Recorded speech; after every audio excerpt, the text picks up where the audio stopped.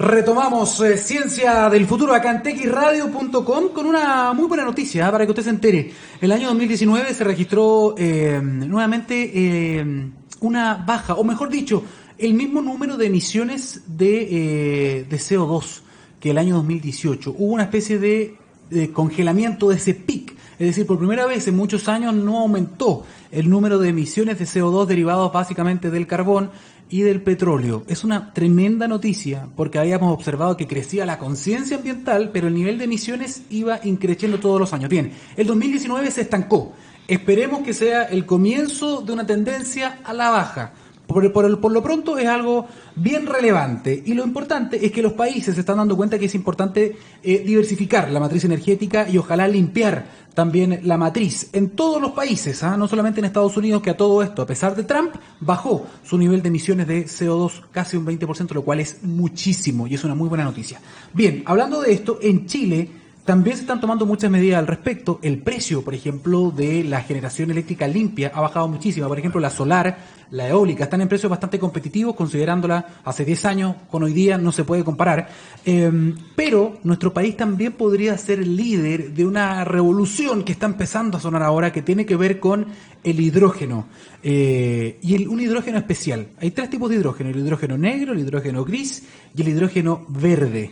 Y de ese hidrógeno verde, que es un hidrógeno que se genera sin tanto impacto, sin generar emisiones de gases de efecto invernadero, es de lo que vamos a hablar justamente hoy con nuestro invitado, un invitado de honor. También estamos con el doctor Erwin Plett, acá en La Ciencia del Futuro. Bienvenido, doctor.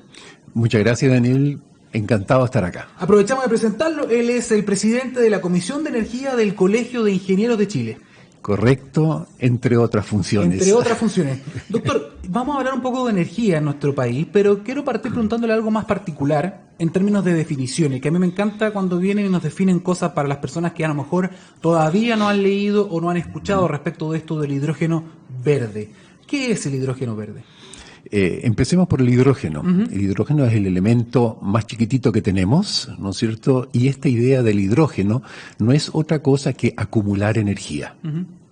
Nosotros podemos tener energía en diferentes formas: energía potencial, energía cinética, energía térmica, ¿no es cierto? Y nosotros estamos usando hoy en día en gran cantidad la energía química, la de los enlaces, por ejemplo, de carbono. Todos nuestros combustibles se basan en que estamos desarmando esas moléculas y usando esa energía. ¿A través de la combustión? A través de la combustión. Lo que hacemos es liberar esa energía química. Así que nosotros hemos estado usando la energía química de hace más de, yo diría, 1 millón o más de años, porque nuestros antepasados sí usaron el fuego. Y eso no es otra cosa que liberar la energía que tiene la madera.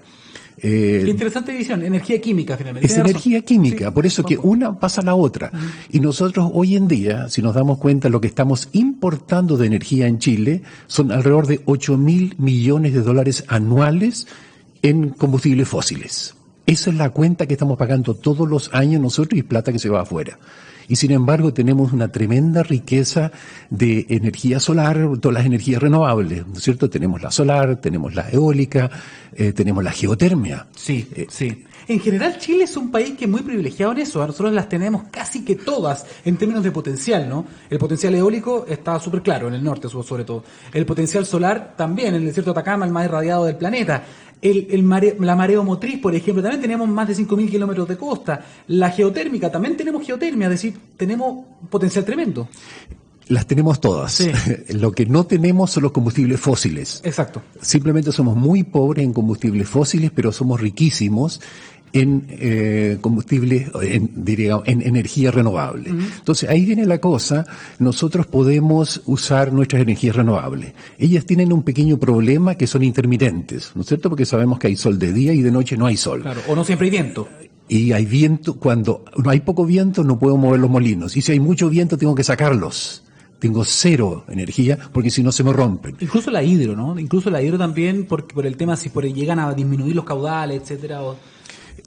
La hidro, de nuevo, somos un país privilegiado. Nosotros, sí. Para darte un ejemplo, 1 metro cúbico de agua a la altura de 3.000 metros, ¿no es cierto?, que no es tanto, si esa la bajamos al mar, ese 1 metro cúbico tenemos la energía que 5 hogares chilenos usan durante todo el año. Perfecto. Entonces la cantidad, y nosotros hoy en día dejamos pasar esa agua, que es otro problema que tenemos, ¿no es cierto? Orden de magnitud. Sí. Cuando llueve en Chile, el 80% de esa agua desaparece en 24 horas en el mar. Chao, se fue.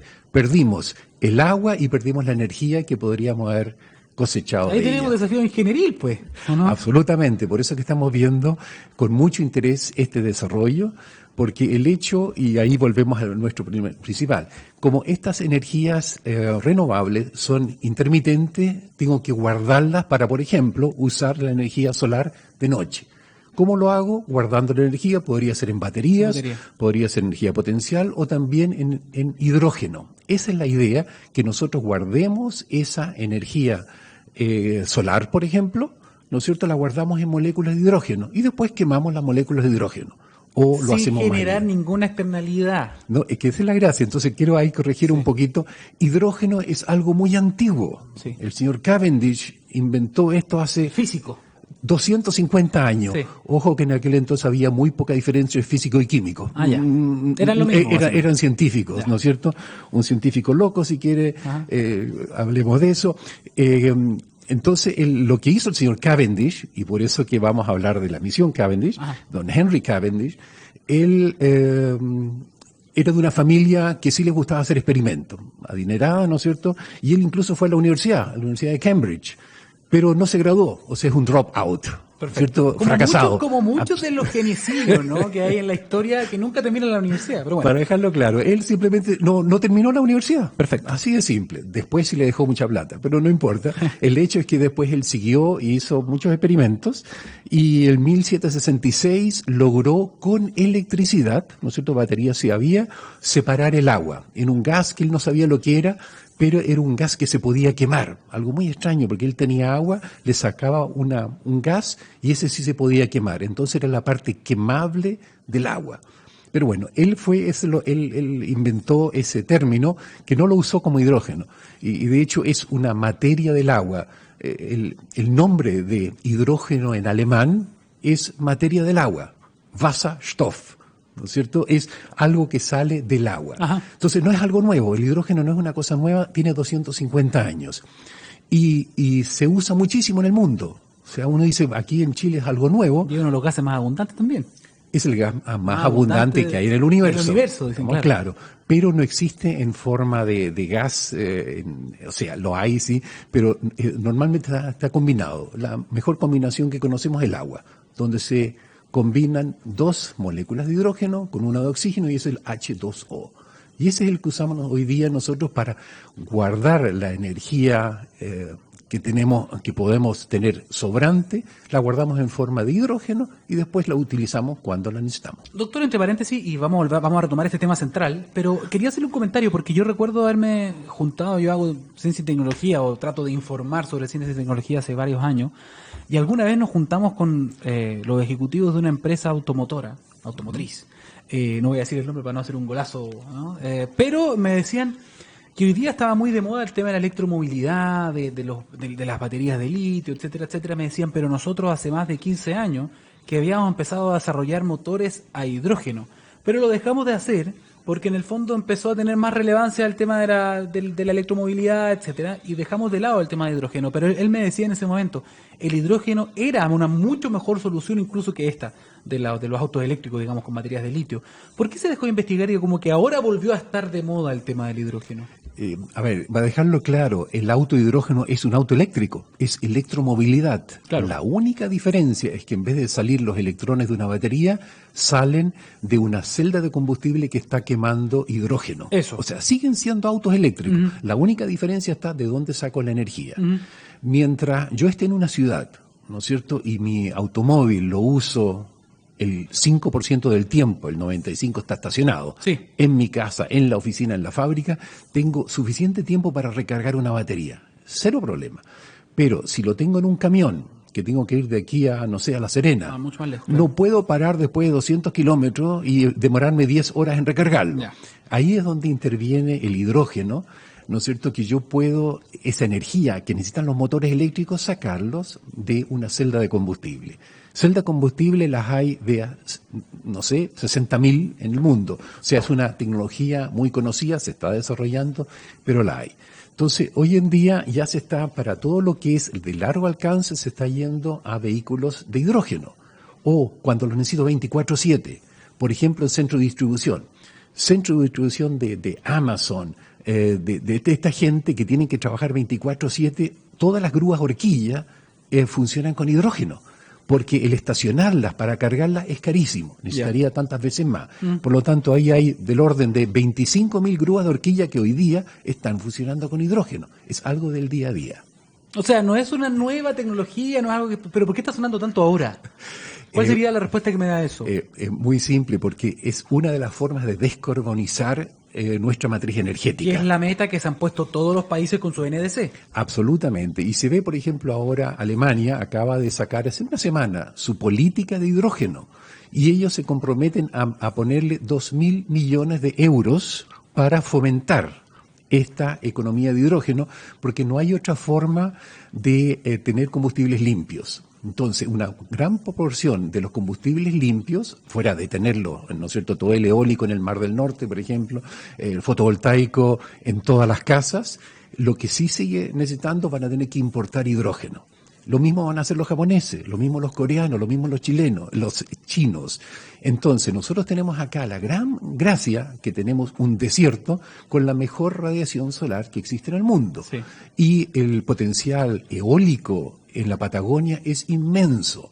Entonces, si nosotros vemos cuánta energía, potencial de energía renovables tenemos nosotros, es el orden de magnitud de entre 50 y 70 veces toda la potencia eléctrica instalada hoy en día en Chile, con carboneras, con todo. Entonces nos sobran muchísimos chiles de energía renovable. Por lo tanto, podríamos convertirnos en un exportador de la energía que el mundo necesita, porque aquí viene otra cosa interesante, que me gusta mucho esta conversación, es el hidrógeno, el apellido que le ponen en Chile es el hidrógeno verde, y tiene que ver con cómo se genera este gas, ¿no? Porque necesita mucha energía para generarse, y entonces en otras partes se genera usando combustibles fósiles, ¿no? Y eso se le conoce como el hidrógeno gris o negro, etcétera. El verde sería porque aquí podríamos usar esa energía limpia para generar este gas y luego exportarlo. ¿Estoy en lo correcto? Correcto. Se le pone unos ciertos apellidos al hidrógeno, sí. Depende con qué energía lo hago. El hidrógeno yo lo puedo hacer quemando, ¿no es cierto?, con alta energía. El hidrógeno negro sale del carbono, después tengo uno café que sale del petróleo, tengo uno gris que sale del gas metano. Perfecto. Existe un azul.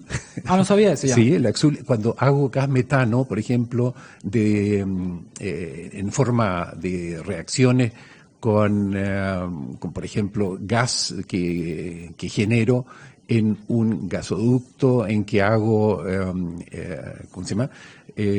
Estoy limpiando purines o cosas así, estoy generando hidrógeno, ese sería un azul. ¿Por qué lo hay? Porque, por ejemplo, en Holanda se hace bastante y quieren subvenciones. Entonces quieren ponerlo cerca del verde.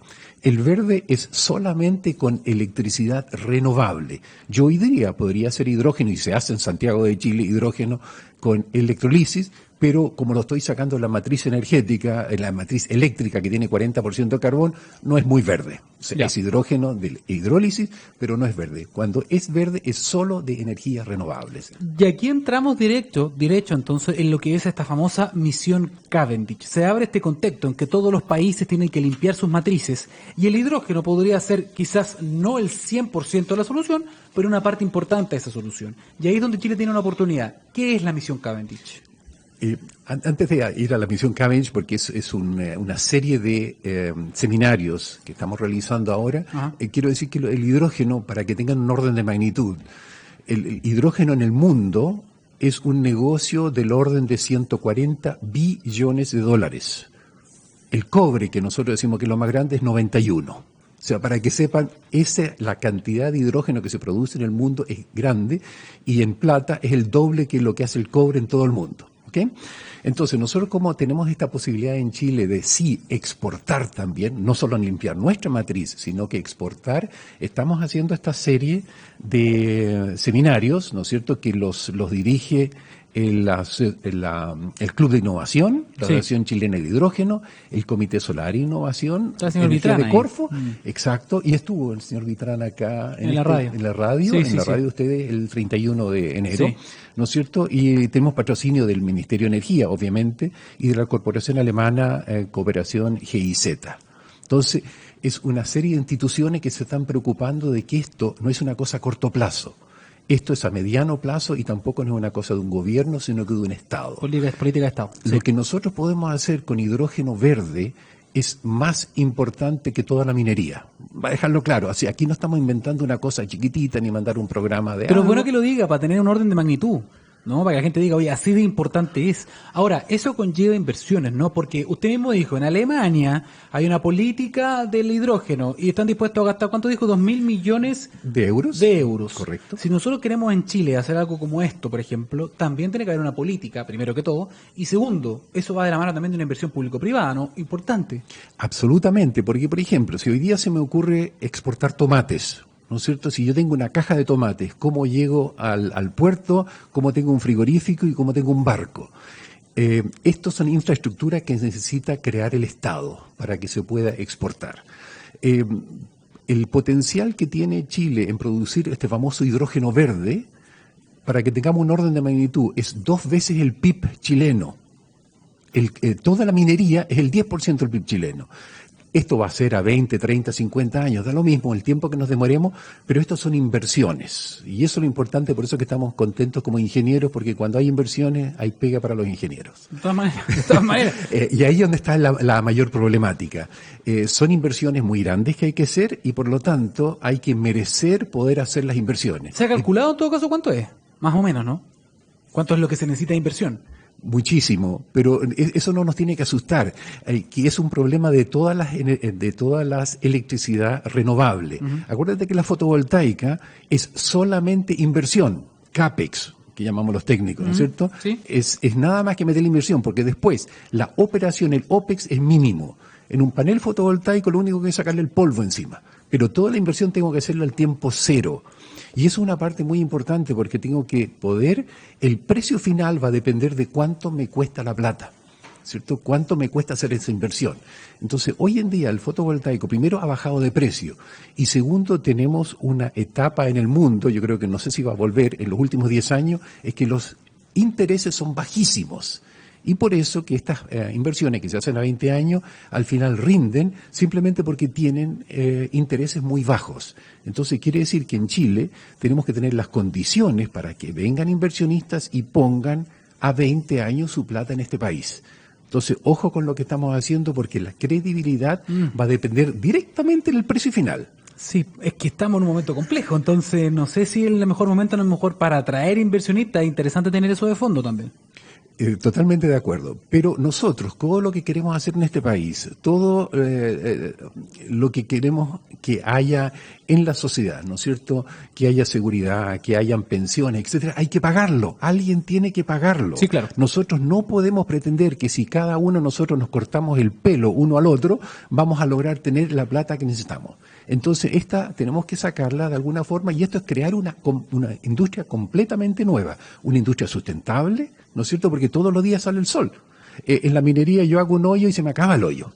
Entonces, el sol, el viento va a seguir funcionando y por lo tanto es una industria totalmente sustentable que si hacemos las inversiones vamos a tener para muchísimos años sostenible. Esta energía que podemos exportar. Doctor, ¿habría que partir esto de cero o ya en Chile, esto nunca lo había preguntado, ¿en Chile ya hay alguien que esté haciendo hidrógeno verde o todavía no existe la producción de hidrógeno verde en Chile, aunque sea a una escala menor?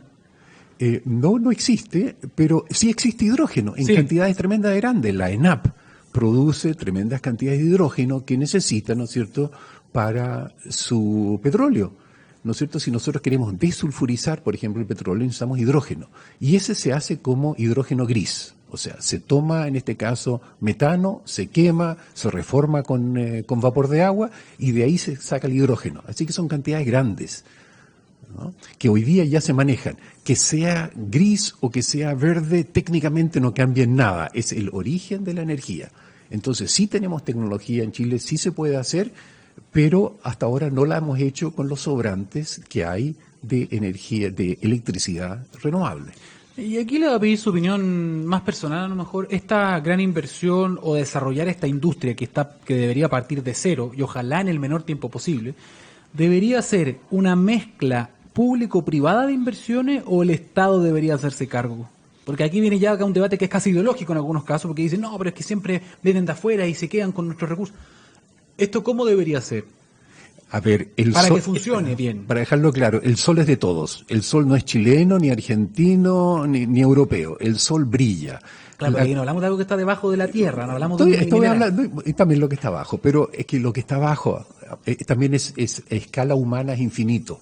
Por lo tanto es renovable. Sí. El calor que está en el centro de la tierra, ¿no es cierto?, el que usamos para la geotermia, hay que olvidarse que nosotros vamos a poder agotar eso. Eso va a seguir andando. Pero volvamos al sol. El sol es de todos. La gracia que tenemos en Chile, en el norte, por ejemplo, que gracias a la corriente de Humboldt no tenemos nubes. Por eso que están todos los observatorios grandes en el mundo, el 70% de la capacidad de observación están en Chile porque hay sol. Ya. Todo lo que tenemos que hacer es cosecharlo, ¿no es cierto? Y para cosecharlo se necesita infraestructura y se necesita inversiones. Y quién las hace no importa, porque nosotros en Chile sí vamos a tener ese valor agregado. Y a propósito, no se trata solamente de vender hidrógeno, sino que todos los derivados energéticos del hidrógeno. A ver. Por ejemplo, amoníaco. Yo tomo el nitrógeno del aire, ¿no es cierto?, le pongo 3 hidrógenos y tengo algo que se llama amoníaco. Del amoníaco puedo hacer todos los amonios, que son todos los fertilizantes, así que yo puedo vender fertilizante. Yo puedo crear una industria química de cero, que hoy día no existe, con esa energía barata. Entonces no tengo por qué exportar solo hidrógeno, yo puedo exportar nitrógeno, fertilizantes. Acuérdense que los fertilizantes en el siglo antepasado fueron los que pagaron el sueldo de Chile. El oro blanco, no habían impuestos en Chile, porque toda la plata salía del salitre. Ahora bien, el que nos echó a perder esa... sintético. Claro, hoy en día se usa el salitre sintético, que es el proceso Haber-Bosch, 2 premios Nobel alemanes, ¿no es cierto?, que lo hicieron, tomaron mucha energía de carbón que sí tenían, como no les llegaba el salitre chileno por el bloqueo de los ingleses, se pusieron a sintetizar el amoníaco. Hicieron hidrógeno, amoníaco, hicieron todos los fertilizantes, todos los explosivos que necesitaban. Hoy en día esa industria es tremenda de grande.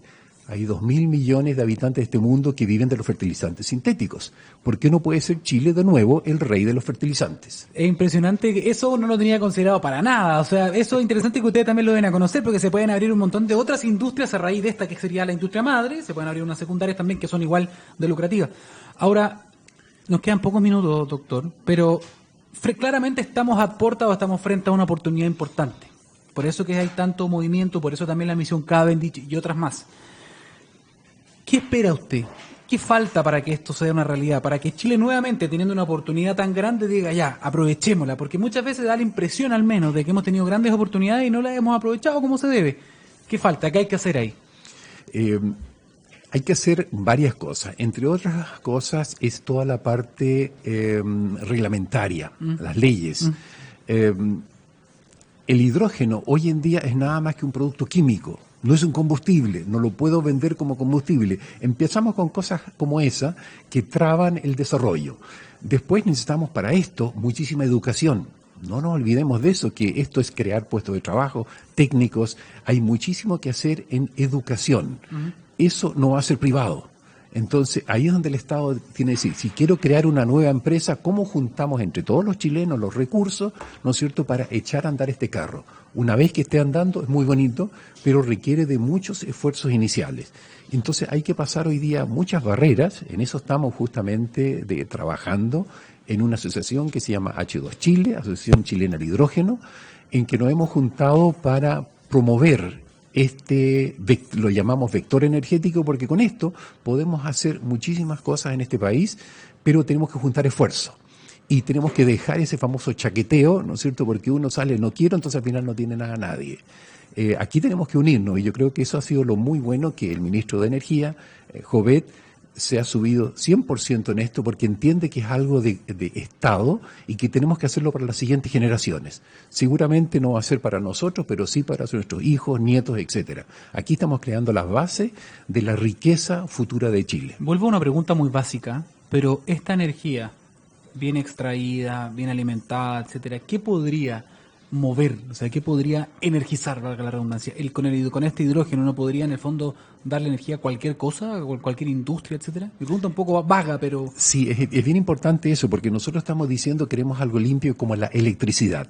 La electricidad es una forma de energía. Sí. Queremos promover con la electricidad verde que tenemos ahora, ¿no es cierto?, todo lo que podamos electrificar. Pero no todas las cosas son electrificables. Entonces, el resto estamos quemando combustible. Orden de magnitud, la minería usa 50% electricidad y 50% combustibles. Pueden tener toda la electricidad renovables que quieran, pero todos los combustibles que están quemando hoy día producen CO2. Sí. Si en vez de usar el diésel usamos hidrógeno, podemos descarbonizar completamente esa parte de combustibles. Entonces, esto nos va a permitir calefacción limpia, electricidad limpia, cualquier forma de energía.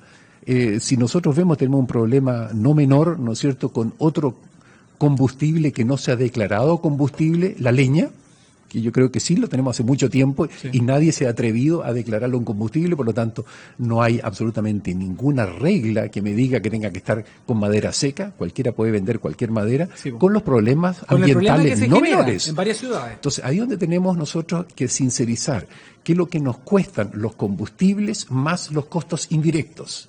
Es una parte re importante que se nos está olvidando, porque los costos indirectos, los costos ambientales, sí lo está pagando la sociedad. Sí tenemos entre 3.500 y 4.000 muertos al año por el PM2,5, sí, usando combustibles baratos. Pero si son baratos no son económicos. Al final alguien se muere con eso, o alguien deja de pagar impuestos. Entonces, esto de no ponerle la etiqueta correcta, de que tenemos costos indirectos bastante grandes, es lo que nos va a permitir a nosotros subirle el precio a los combustibles que están contaminando comparado con los combustibles limpios. Sí, por si acaso, para que las personas entiendan, el MP2.5 tiene relación con el material particulado y el tamaño que tiene, ¿no? Uno de los más pequeñitos. Para dejarlo claro, que es el material particulado que yo en los pulmones no puedo expectorar. Ese se me queda metido adentro. En los alvéolos pulmonares. Y por lo tanto puede producir cáncer y un montón de otras cosas más. Y esos son los problemas de usar, por ejemplo, la leña barata, la leña húmeda. Yo creo que en mi casa estoy bien, pero con el humo que estoy produciendo el vecino, es el vecino el que está tosiendo. O el del vecino es el que yo estoy teniendo dentro de mi casa. Y que también tenemos problemas de eso en Santiago, en algunos sectores de Santiago. ¿Para qué decir en Coyhaique y en otras ciudades donde hay pic a veces de contaminación por ese material particulado de las casas, de las chimeneas, etcétera? Absolutamente. Entonces la gracia está que nosotros podemos, por ejemplo, tener un transporte urbano eléctrico. La pregunta va a ser si lo sacamos la energía de las baterías o del hidrógeno. Así que eso es lo que se está promoviendo en todo el mundo y por eso es que hay muchísima plata apostando a este vector energético. Esa es la diferencia, que la pregunta inicial no la contesté, ¿por qué se está desarrollando? Porque se está viendo que esto es el futuro, cómo transporto energía limpia de un continente a otro. Y Chile podría ser protagonista de esta revolución si es que se hacen las inversiones y se toma en serio esto con una política de Estado. Doctor Erwin Meplet, presidente de la Comisión de Energía del Colegio de Ingenieros de Chile, muchísimas gracias por estar acá y aterrizarnos a este tema ya con las cifras para tener también la magnitud de lo que significa o lo que podría significar el hidrógeno verde para nuestro país. Muchas gracias por venir para acá. Un gusto. Bien, y con esta información llegamos al final de este capítulo de Ciencia del Futuro por texradio.com. Nos vemos.